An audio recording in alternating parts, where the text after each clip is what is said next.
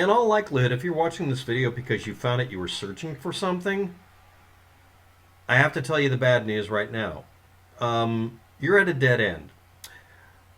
From 1975, Helmut Wild created the NG-19. That's Not Signal Gara, or Distress Signal Tool, 19mm. HK and FA Viestel was the company that provided the ammunition. This became and was known as the HECKLER and KOCH EFL, or Emergency Flare Launcher. Now, it has a set of peculiarities that make it very interesting as being something I would look into as a baseline for something, but it is a dead end in many ways. 100-foot altitude, DM-13, or 19mm by 37mm cartridge, semi-rimmed signal cartridges. Rapid fired from a magazine-fed HECKLER & KOCH emergency flare launcher. If you're not aware of the 19mm designation, this is essentially a 12-gauge short cartridge, for lack of a better word. Now, let me describe it very quickly. It looks like somebody took a 50 BMG cartridge and dead-ass chopped it off at about 1.5 inches long, or 37mm. That's it. It's made of aluminum, and it looks almost exactly like the butt end of a of a 50 BMG cartridge. 50 BMG cartridge, if you don't know about it, the base of it is almost the same diameter as a 12-gauge shotgun shell. Basically, this had a dead-ass, a 5-round magazine. Basically, it's a magazine for these cartridge-looking things that had a block in front of where the projectile would come out. Projectile, we're going to put in quotes. And you'd pull back a hammer, and you had a trigger to release it, and when it would fire, but it would leave the base and I don't know what else inside of it just long enough for the rest of the entire cartridge case from the rim up to fly out, and that was your flare cartridge. I'll be getting into how flares are constructed in the modern era with these metal cup designs. But then the spent casing or plug at the bottom of it would pop out. It had guide rails for the semi-reamed cartridge base extractor to slide along. Now, probably wondering what's the payoff. Well, the end of it is a dead ringer for the standard flare cartridge you buy in the long orange boat flare thing you get at the hunting store or whatever in the United States. Inside of it, if you ever dared to take one apart, and I did because I'm an idiot, took out the little rubber plug that they stick on top of what comes out, and then when you empty it out, it's got one thing in it, a projectile. And inside of that projectile is a little layer of gunpowder, and then the rest of it's pyrotechnic material. Do not light that on fire. It is a horrible way to get burned to death. Just don't do that. But the end of it is a cylinder with, we'll use my head, that kind of a lump on the top with a little bit of a rim on it. And it's a wad cutter bullet shape. That's what it is.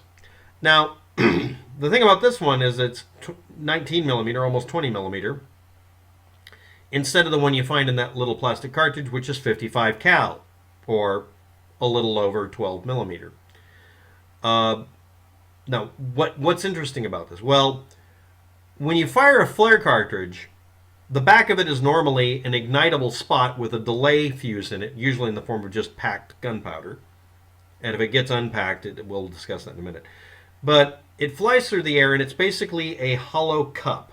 It could be a square little can shape, whatever. And the outside of it's usually zinc, or it could be aluminum. Inside of it's packed with a high-temperature pyrotechnic material to make what's called a star, but in this case it's called a flare cartridge, or red star. That's where it comes from. It's based on fireworks stars. It's the same thing. Those stars that fly out from the fireworks when it's at high altitude, same material. Anyway, but in order for this to be thrown out of a shotgun shell or out of one of these special purpose cartridges that has its own integral barrel ammunition, which I'll be doing a video on using steel instead of plastic, this object shooting out, the entire object is the expendable item. Now, in this case, they, in a 12-gauge shell, they just stick it in, it's a projectile, and it's ignited by a little bit of the propelling effect of the primer. The shotgun primer which they all use, is a hot one, and that's what throws it up X number of 100 feet. It's literally doing it only under propulsion from that. And the Heckler & Koch flare cartridge here is almost identical in this, except instead of having a shell with it inside of it, they decided to do it the other way around. The cartridge, where the gunpowder would be, they put in a little less of it and left a dead space. And then there's a button cap stuck in it with the primer. The primer acts directly igniting the gunpowder and pushing the whole thing out. And the back end of it does an intentional case head separation, something you normally avoid in cartridges. It's designed to do that, and then it flings out the base of the cartridge. That's it. Now, what would be useful about this for a geek like me wanting to make a flare gun? Well, it doesn't have a barrel. The cartridge end, the end of the cartridge, the part that's literally being shot out of it, goes through nothing that would even approximate a barrel. And this made it legal at 19 millimeter to be sold apparently in many countries, but mostly in Europe. And it was obviously given the designation of being an emergency flare launcher, which is what it is. It only has X number of foot altitude, 100 foot or so, 120, something like that. But, well, 200 feet, something like that. But the point is, because it doesn't have a barrel and because it gets an exemption for being a signaling device, it's not a weapon, it doesn't have to follow any of the rules as far as having any barrel length. In fact, there's a weird peculiarity in the United States. What if a gun doesn't have any barrel? Is it considered short barrel because there's no barrel, or is it just a gun with a missing barrel? And that's actually been made a decision by the U.S. government, for instance, in other countries. If a gun doesn't have a barrel and is designed that way, it is not able to be decided to be a firearm in some cases. Because it doesn't have a barrel, it can't be considered to be directing anything. Noisemakers, perimeter alarms that don't have a barrel aren't considered firearms because they don't have a barrel. Anyway, I thought it was interesting to look this up, and it appears apparently in one movie, but it's not mentioned in the IMFDB, International Internet Firearms Database for movies. It's not listed in the one movie I could find a scene for. It's in the movie Raw Deal with Arnold Schwarzenegger. He uses it to light something on fire. That's the only time I've seen it used. Maybe it's just not interesting enough. But it is one of the weirdest things I've ever seen. It doesn't look like what it is. And that's one of the things about it is it also doesn't look like any other damn thing. If anything, it looks like a handheld temperature probe or something like that. It doesn't look like anything you would, fire a cartridge out of. The ammunition is interesting to me because a variation of this could be made to be obviously you could just use 50 BMG cartridges to do what I'm thinking of, but making it into a magazine feedable pistol where the magazine's in the handle, which is really difficult to do. This seems like the upper limit to it, so they've achieved this. To make a gun that can fire cartridges. They could fire real cartridges. A magazine-fed shotgun that uses ultra-low power rounds, firing through a long barrel because the United States would require that, or as a real flare gun if they ever made a ruling allowing a plastic one. I can think of 100 ways of doing this perfectly legal without asking the ATF even anything, but the point is, this is the only magazine-fed large-bore pistol I've ever seen like this that used a really weird kind of cartridge. Anyway, I just thought it was interesting, and I couldn't find anybody else talking about it. I found a couple of videos. You'll find them if you look up the subject. I'm sure you saw them already. Where a guy talks about it and brings it up as being a tool used by a character, the Punisher. Which I didn't know he had that either. That's interesting to learn. I ran across this because I was trying to look up a completely unrelated, I thought, Heckler & Koch flare gun. And then this is actually the only one like that. The rest of them are all conventional looking pistol-shaped things. Could this be used to fire, obviously, paintball rounds out of it with a small amount of charge, or just the shotgun primer? Some of the shotgun primers in blank cartridges and also in flare cartridges are quite capable of throwing a paintball at ludicrous speed compared to what they're supposed to be for, or firing self-defense only rounds. And the answer is yes, I'm absolutely sure this would work. And this would be, it looks almost like a mace or taser thing. That shape and the way it's held kind of screams, "Don't come near me, but don't fear me."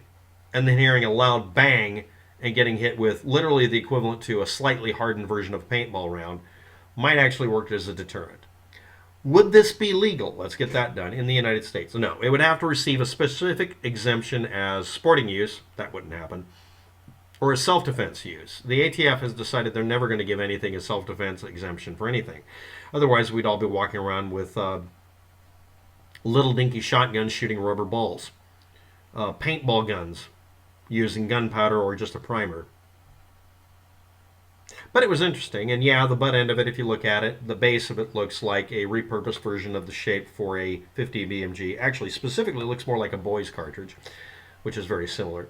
And the rest of it absolutely looks like a scaled-up version of what shoots out of most flare guns. And again, what they do is they have it kind of nose-heavy because most of the ignitable stuff is up towards the front. The base of it has some gunpowder just to act as a time delay. And the end of it is just rounded enough with squared off edges enough that it looks exactly like a wad cut slug coming out of a 38 almost.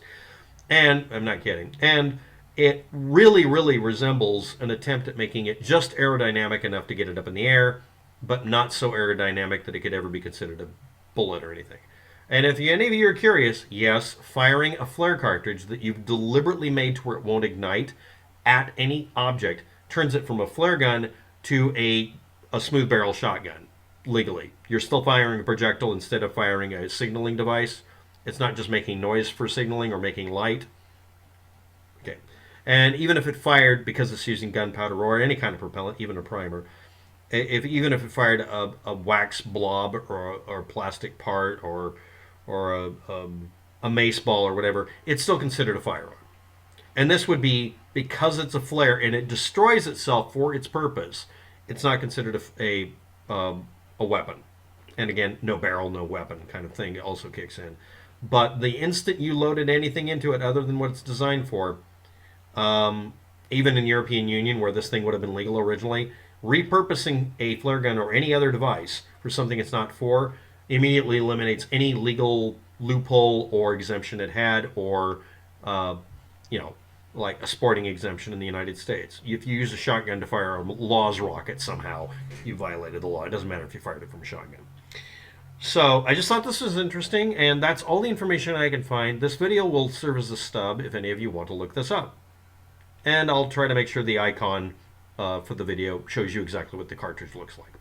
Thanks for watching. Have a good day. Good luck with that. And yes, if you need cartridges, you could technically get away with repurposing 50 BMG cartridges to fire conventional, smaller, German-made flares out of it. It would actually be legal. You'd have to convert the base of it into a shotgun primer, but that would be a way of making ammunition. It's ridiculously expensive, and the device is very limited utility and way too expensive for what it is. Bye.